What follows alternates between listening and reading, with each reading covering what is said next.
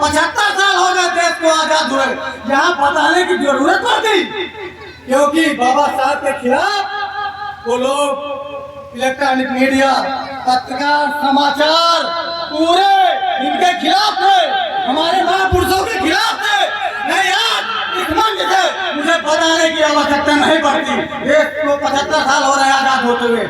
इसीलिए मेरे जो बैकवर्ड समाज के लोग हैं वो भी जागरूक नहीं हुए हैं। आप लोग समझ रहे, आपकी बच्चों की शिक्षा पर अटैक हो चुका है, आपकी जमीन पर अटैक हो चुका है, आपके घर की घरौनी बन चुकी है। आपसे वो एक इंच टैक्स ले लेंगे, आप इस देश में वही व्यवस्था स्वीकार कर लेंगे। आप कुछ नहीं कर सकते हैं। आपके पास केवल एक ही हथियार बचा है, वो है बाबा साहब का संविधान। उसी की वजह से आपको पढ़ने का अधिकार, बोलने का अधिकार, चलने का अधिकार, अच्छे मकानों में रहने का अधिकार, IAS, PCS, चपरासी, डॉक्टर, इंजीनियर और राष्ट्रपति बनने का अधिकार बाबा साहब भीमराव अम्बेडकर के संविधान देता है। मगर मेरे समाज के लोग सबसे ज्यादा तो मैं अपने यादव समाज को गुनाहगार मानता हूँ। रामचरितमानस का पाठ घर में कराते हो और आपका तबीयत खराब होती है, अस्पताल जाते हो। अगर कोई न्याय के लिए जाना होता है तो थाने जाते हो। आपको समझना होगा, आप थाने क्यों जाते हैं? अरे आप इसका मतलब दोगले हो।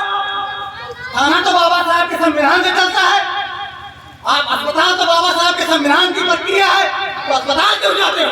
उसी मंदिर में माता क्यों नहीं देखते? आपको समझना होगा।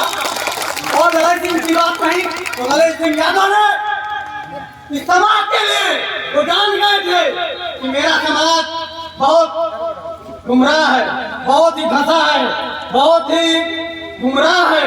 इसीलिए वो यूपी के सबसे बड़े जमींदार थे पेरिया ललन सिंह यादव, वो बाबा साहब के मिशन को लेकर चले और अपने जितने भी महापुरुष हुए, रामास्वामी नायकर जी, ललन सिंह और बाबा साहेब बुद्ध जी और छत्रपति साहू जी महाराज, उनके मिशन को लेकर चले। मगर उनका मिशन सफल हुआ, मगर कहीं तक आज तक अभी समाज में वो बात नहीं आई। तो इसीलिए ललन सिंह यादव ने अपनी 64 बीघा जमीन बेच दी और बेचकर प्रिंटिंग प्रेस खोला और उन्होंने कई किताबें लिखी। सिपाही की तबाही, शोषितों पर धार्मिक डकैती, शोषितों पर राजनीतिक डकैती। मगर मेरे समाज के लोग और तो और रामचरितमानस की धज्जियां उड़ाने वाले पेरिया ललन सिंह यादव, आपको उनको लिखी हुई कच्ची रामायण को पढ़ना होगा और इस अंधविश्वास पाखंडवाद को त्यागना होगा। इसीलिए ललन सिंह यादव ने कहा था, बलिदान न सिंह का होते सुना, बकरे बलिवेदी पे लाए गए, विषधारी को दूध पिलाया गया और बलहीन सदा तड़पाए गए। न काटे टेढ़े पादप गए, सीधों पर आहरे चलाए गए, बलिसारी का बाल न बांका हुआ, बलहीन सदा तड़पाए गए। ये आप लोगों को उनके विचार है, ललन सिंह यादव जी के विचार। आप लोगों को समझना होगा, जो आपको ये ताकत मिली है। और तो और छोड़ो, हमारे बैकवर्ड समाज के लोग आज भी नहीं समझ पाए। हमारे समाज के एक मुख्यमंत्री हुए थे, अपने को वो ठाकुर समझ रहे थे, मगर जब वो 12 की सरकार में रिटायर हुए 17 में, तो उनका आवाज गंगा जल गाय के मुंह से 9 दिन गवा गया। इस बात को हमारे समाज, बैकवर्ड समाज को ध्यान देना होगा, उस पर तर्क करना होगा, उस पर विचार करना होगा कि ऐसा क्यों हुआ। अरे आप तो अपने आप को क्षत्रिय समझते हो, अपने आप को सबसे बड़ा ब्राह्मण समझते हो। क्या है आप लोगों को? मैं तो मुझे शर्म आती है कि क्या बताएं, आप एक ऐसी कौम में जन्म लिए कि यार अगर आप लोग जाग जाएं और बाबा साहब के मिशन, पेरिया ललन सिंह का मिशन, अपने महापुरुषों के मिशन पर चल दे और ये विचारधारा घर घर तक पहुंचा ले, तो मैं चैलेंज करता हूँ, देश को विश्व गुरु सोने की चिड़िया बनाने से कोई नहीं रोक सकता है। ये देश विश्व गुरु सोने की चिड़िया कब था? जब इस देश के राजा सम्राट अशोक चंद्रगुप्त मौर्य जी थे। मगर हमारे समाज को कुछ पता ही नहीं है।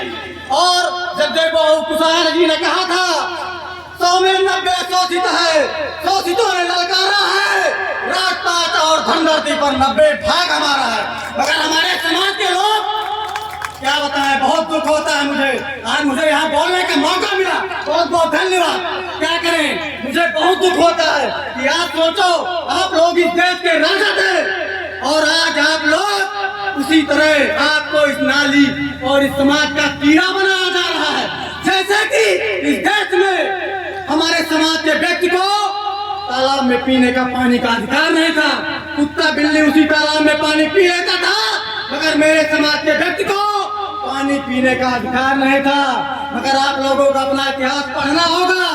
वो तो मानो मेरे बाबा साहब बी आर अम्बेडकर जी को, जिन्होंने आपको उन मनीवादियों से लड़कर और अंग्रेजों के साथ मिलकर उन्होंने एक खाका तैयार किया और संविधान सभा के अध्यक्ष बने और ऐसा ग्रंथ लिखा कि बाबा साहब ने कहा जहाँ इंसान इंसान में भेद है उन ग्रंथों का नाम वेद है, जहाँ इंसान इंसान समान है उसका नाम संविधान है।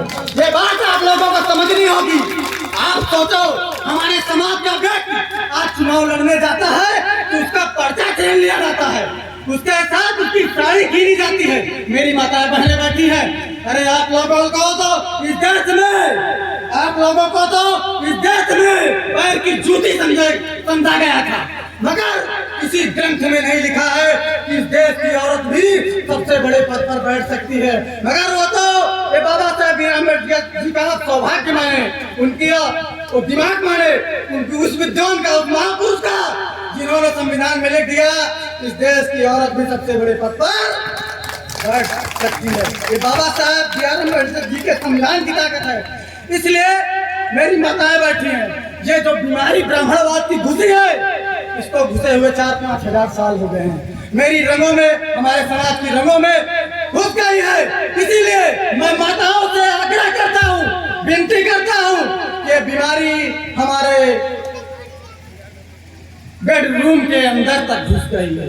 इसलिए क्योंकि उन्होंने रात दिन मेहनत की है और हम लोग केवल 8 और 14 अप्रैल को मेहनत करते हैं। वो लोग 24 घंटे 365 दिन हम लोगों के विरोध में मौत का गड्ढा खोदते हैं। इसीलिए आप लोगों को समझना होगा कि बाबा साहब ने कहा था शिक्षा उस शेरनी का दूध है जो पिएगा वही दौड़ेगा। मगर हमारे समाज के लोगों ने क्या बताएं, बहुत दुख होता है। बाबा साहब ने एक बात कही थी कि जाओ अपनी घरों की दीवारों पर लिख दो कि आप लोग इस देश के शासक हो, मगर बड़ा शर्म आती है हमारे समाज के गद्दारों ने लिखा जय श्री राम अपनी दीवारों पर, शुभ लाभ सीताराम। शर्म आती है मुझे। आज तो मैं बोल रहा हूँ कि बाबा साहब बी आर अम्बेडकर के संविधान की ताकत है, अन्यथा मैं दूध बेचता और भैंस चराने लायक था और मेरे समाज का व्यक्ति मुख्यमंत्री बन सकता था, मुख्यमंत्री बन सकता था जहाँ प्रधानी का पर्चा छीना जाता है। मगर हमारे समाज के लोग आज गिरगियार हैं, थाने में FIR लिखाने की हिम्मत नहीं है और मन में सीने में फूल और चंद्रवंशी छतरी। अरे धक्का है ऐसी सोच पर आपके मुख्यमंत्री का आवाज गंगाजल गाय के मुंह से धो दिया जाता है। धक्का है ऐसे छतरी बनने से। आप अपने महापुरुषों के मिशन को कूड़े में मिला दिया है, बाबा साहब के मिशन को कूड़े में मिला दिया है। इसीलिए मैं आपसे कहना चाहता हूँ, बाबा साहब ने कहा था अरे मेरे समाज के लोगों जब कुछ पर बन जाना पढ़ लिख कर तो इस समाज के लिए 5% धन 5% समय जरूर दे देना। इसीलिए मैं इतनी दूर से आया हूँ, मैं बताने आया हूँ ये मेरे समाज के लोगों समझ जाओ, समझ जाओ। नहीं तो जमीन के मालिक हो बन रहा हो कि हमको जल्दी से ठाकुर बना दिया जाए, पंडित बना दिया जाए। चैलेंज करता हूँ आपको अहिर से यादव बनने का अधिकार बाबा साहब बी आर अम्बेडकर जी के संविधान की ताकत है, अन्यथा तुम्हारे समाज के व्यक्ति को मुख्यमंत्री न बनने दिया जाता है। तो इसलिए आपको ज्यादातर उस रहमार को लात मारकर जिसको केडीआर लड़ाई सिंह यादव ने उसकी धज्जियां उड़ा दी थी कोर्ट में, उसको न पढ़कर इनकी सच्ची रहमार और आपको जो जीने मरने का अधिकार बाबा साहब के संविधान को पढ़ना होगा। इसलिए बहुत मेरे वक्तागण है, बहुत प्रिय बुद्धजन है, बहुत विद्वान लोग बैठे हैं, इसलिए मैं क्षमा चाहूंगा कि ज्यादा समय ले लिया हूँ क्योंकि मैं बहुत क्रांतिकारी व्यक्ति हूँ, मेरा तो खून खौलता है। अभी देखा एक बच्चे की हत्या कर दी जाती है मटकी से और देश आजाद हो गया है। आप लोग मना रहे हो देश आजाद हो गया है, कतई नहीं। आजाद वो लोग हो गए, देश आजाद हुआ है, मगर इस देश के बैकवर्ड दलित अल्पसंख्यक समाज के लोग आजाद नहीं हुए। आपको समझना होगा। और अभी एक कल की घटना जगतपुर में संजय गौतम जी के ऊपर ठाकुरों ने उनको घर में जाकर मारा, गाड़ी तोड़ दी, बहन बेटियों के साथ अत्याचार किया और अपने घर पर भी बुला कर मारा। मगर मेरा समाज कह रहा है करे यार वो तो उनके साथ हुआ है। चैलेंज कर रहा हूँ 24 के बाद ये आपके साथ होने वाला है, ये मत सोचना। ये तो बाबा साहब के संविधान की ताकत है जो आज अभी आपको छोड़े हैं, क्योंकि सबसे ज्यादा हिंदू तब बनाया जाता है। आपको हिंदू तब बनाते हैं जब मुसलमानों के प्रति लड़ाई करनी हो, मस्जिद पर भगवा लहराना हो, जब वोट लेने की हो, जब मुजरा खाने की बात आती हो और अच्छी शिक्षा लेने की बात आती हो और बड़ी बड़ी नौकरियां लेने की बात आती हो, तो आप इस देश के पासी चमार कड़िया आखिर मुराई वो बना दिए जाते हैं। ये आपको समझना होगा। इसलिए मैं ज्यादा कुछ न कहते हुए मैं अपनी वाणी को विराम देना चाहता हूँ। और किसी भाई ने मुझे 100 रुपए का इनाम दिया, राम किशोर बहुत मैं उनको बहुत बहुत